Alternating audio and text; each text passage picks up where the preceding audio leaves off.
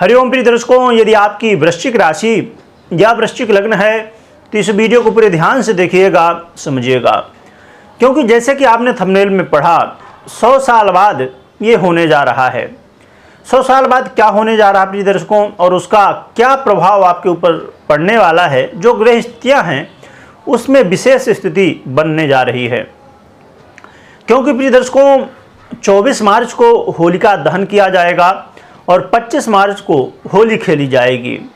100 साल बाद होली में, अब 100 साल पहले हुआ था कि चंद्र ग्रहण हुआ था, अब 100 साल बाद 2024 में 25 मार्च को होली है, उसी समय चंद्र ग्रहण लगने जा रहा है। तो ये जो चंद्र ग्रहण है प्रिय दर्शकों, ये सुबह 10:23 से प्रारंभ होगा और 3:02 तक रहेगा। तो ये लगभग 4 घंटे का जो ये समय है चंद्र ग्रहण का, परंतु ये भारत में मान्य नहीं होगा, भारत में दिखाई नहीं देगा। इसलिए भारत में सूतक पातक अन्न पुण्य काल आदि कोई भी नियम लागू नहीं होंगे जो ग्रहण के होते हैं। इसलिए आप अपना संध्या बंदन पूजन आराधन जो भी जैसे नित्य क्रिया करते हैं उन्हें आप कर सकते हैं, इसमें कोई भी समस्या नहीं है। अब प्रिय दर्शकों, जहाँ पर एक तरफ भारत में ये चंद्र ग्रहण नहीं दिखाई देगा, परंतु वहीं हरेक राशि हरेक व्यक्ति के ऊपर इसका प्रभाव तो पड़ने ही वाला है। तो वृश्चिक राशि के ऊपर क्या प्रभाव पड़ेगा, वृश्चिक राशि के ऊपर क्या इसका सुपरिणाम मिलने वाला है, क्या सावधानी रखनी है, क्या उपाय करने हैं, ये सब हम समझेंगे। तो प्रिय दर्शकों, देखा जाए तो वृश्चिक राशि के लिए जो सुपरिणामों की यदि हम बात करें तो बहुत खास तो नहीं है, परंतु यहाँ पर आपको धन लाभ की स्थिति जरूर देखने को मिल सकती है। बहुत विशेष तो नहीं, परंतु हाँ, यदि आप कर्म करते हैं तो आपको धन लाभ की स्थिति देखने को मिल सकती है। ऐसी कुछ इच्छाएं आपकी हो सकती हैं जो इस समय पूरी हो सकती हैं। परंतु प्रिय दर्शकों, जो मैंने बताया कि बहुत कम लाभ है, जैसे मैंने ये 2 लाभ बताए, एक तो धन लाभ थोड़ा हो सकता है और आपकी कुछ इच्छाएं पूरी हो सकती हैं, परंतु उससे ज़्यादा जरूरी है सावधानी। सावधानी क्या रखनी चाहिए प्रिय दर्शकों, क्योंकि ये जो चंद्र महाराज हैं आपके भाग्येश होते हैं और आपके आय भाव में गोचर करेंगे, और आय भाव के अधिपति बुध आपके षष्ठम भाव में गोचर करेंगे, क्योंकि 25 मार्च को ही बुध भी राशि परिवर्तन कर रहे हैं और आपने इससे पहले सीरीज देखी होगी। तो यहाँ से बुध आपके शत्रु भाव पर गोचर करेंगे, त्रिक भाव पर गोचर करेंगे। और देखा जाए तो प्रिय दर्शकों, यहाँ पर महत्वपूर्ण स्थिति ये है कि जब चंद्रमा 25 मार्च को चंद्रमा को ग्रहण लगेगा, उस समय केतु के साथ ये कन्या राशि में चंद्रमा गोचर कर रहे होंगे, अर्थात केतु के साथ युति करेंगे। और जो बुध है इस राशि के अधिपति कन्या राशि के, वो मंगल की राशि मेष राशि में गोचर करेंगे देवगुरु बृहस्पति के साथ। तो ये विशेष स्थिति बनने जा रही है। तो इसके परिणाम स्वरूप सावधानी के रूप में मैं बताऊं तो सबसे पहले जरूरी है आपको कर्म करना। आलस्य से आपको पूरी तरह से बचना होगा, भाग्य के भरोसे नहीं, कर्म के भरोसे आपको रहना होगा। दूसरी बात, अपने पिता के स्वास्थ्य का, उनके जीवन में कुछ समस्याएं हो सकती हैं, या आपके और पिता के बीच में कुछ अनबन की स्थिति, मतभेद की स्थिति बन सकती है, इसलिए ध्यान रखें अपने पिता के स्वास्थ्य का, और साथ में अपने स्वास्थ्य का भी आपको ध्यान रखना चाहिए। और जो माता बहनें गर्भवती हैं उनको भी अपने गर्भ का विशेष रूप से ध्यान रखना चाहिए। जो लोग हैं उनके जीवन में जन्म कुंडली में पर्सनली यदि ग्रहण योग बना हुआ है, या चंद्रमा या राहु केतु इनके साथ युति है, या अंतरदशा में चल रहे हैं, ये प्रत्यंतर में सूक्ष्म दशाओं में अंतर है इनका, या किसी भी तरह देखा जाए कि ऐसे कुछ दुर्योग, अब जैसे देखा जाए तो चंद्रमा से बनने वाला बड़ा ही एक कहते, अब इसे अब कहा जाए कि दुर्योग तो बहुत सारे होते हैं, परंतु कई सारे ऐसे दुर्योग होते हैं जो ज़्यादा समस्याएं क्रिएट करते हैं।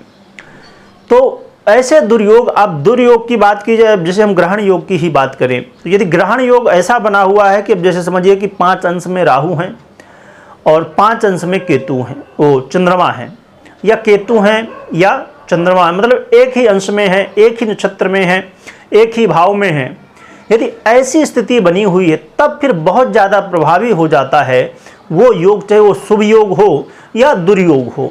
तो यदि ऐसी स्थिति है योग की तो फिर समस्याएं ज़्यादा बढ़ सकती हैं, या चंद्रमा किसी भी तरह पीड़ित हैं आपके कुंडली में, तब समस्याएं और भी ज़्यादा आपके लिए बढ़ सकती हैं। एक तो शनिदेव का प्रभाव चल रहा है, ऊपर से ये स्थिति बन रही है। तो यहाँ पर आपको एक तो कर्म करने से पीछे नहीं हटना चाहिए। दूसरी बात, जो आय होगा प्रिय दर्शकों, उसमें व्यय की स्थिति भी बनने वाली है। जितनी आय है उससे ज़्यादा व्यय की स्थिति बनेगी, और बड़े भाई के साथ भी वाद विवाद की स्थिति बनने की संभावना, बॉस के साथ, बड़ों के साथ वाद विवाद की स्थिति बन सकती है। और जहाँ पर मैंने बताया कि आपको आपकी कुछ इच्छाएं पूरी हो सकती हैं, परंतु कई बार ऐसी स्थिति भी बन सकती है कि यदि ग्रह स्थिति आपकी जन्म कुंडली में पर्सनली मजबूत नहीं है, तब यह देखा जा सकता है कि आपकी जो इच्छाएं हैं उन्हें पूर्ति करने के लिए आप प्रयास तो करेंगे, तो कुछ इच्छाएं ऐसी होंगी जो पूरी होंगी, परंतु कुछ इच्छाएं ऐसी होंगी जिनकी वजह से आपको समस्याएं भी क्रिएट हो सकती हैं। तो आपको बेहद सावधान कहना चाहिए कि रहना है। और जो विद्यार्थी हैं, जो शेयर मार्केट में इन्वेस्ट करते हैं, या टीचर हैं, या ऐसे कोई भी काम करते हैं जो शिक्षा से संबंधित हो या एडवाइस से संबंधित हो, ऐसे कामों में विशेष रूप से, या कोई पानी से संबंधित, जल से संबंधित, जैसे मछुआरे होते हैं या बोट चलाते हैं, बहुत सारे चलते हैं समुद्र आदि में, तो ऐसे जो भी काम जो चंद्रमा से संबंधित हो, बुध से संबंधित हो, ऐसे कार्यों को, और विद्यार्थियों को, और जो लव पार्टनर हैं उनके लिए भी विशेष रूप से सावधानी बरतना बेहद ज़रूरी होगा। तो प्रिय दर्शकों, ये सावधानी थी जिन्हें आपको बहुत ध्यान से समझना चाहिए। यदि आपने अभी बराबर ना सुना हो तो एक बार फिर से देख लीजिए चाहिए तो, पर सावधानियों को ध्यान रखिए। हाँ, डरना नहीं है, हमेशा जो समस्याएं होती हैं उनसे हमें लड़ने की ज़रूरत है, उनसे आगे बढ़ने की ज़रूरत है, ना कि डरने की। तो आप भगवान शिव की आराधना कर सकते हैं। भगवान भोलेनाथ की आराधना से ये जो समस्याएं हैं वो दूर होंगी, और अपने इष्ट की आराधना भी कर सकते हैं, जिससे इष्ट कृपा से सभी समस्याएं दूर होंगी। और एक महत्वपूर्ण बात बता दूं प्रिय दर्शकों, ये समय जो है तो ये आराधना का है।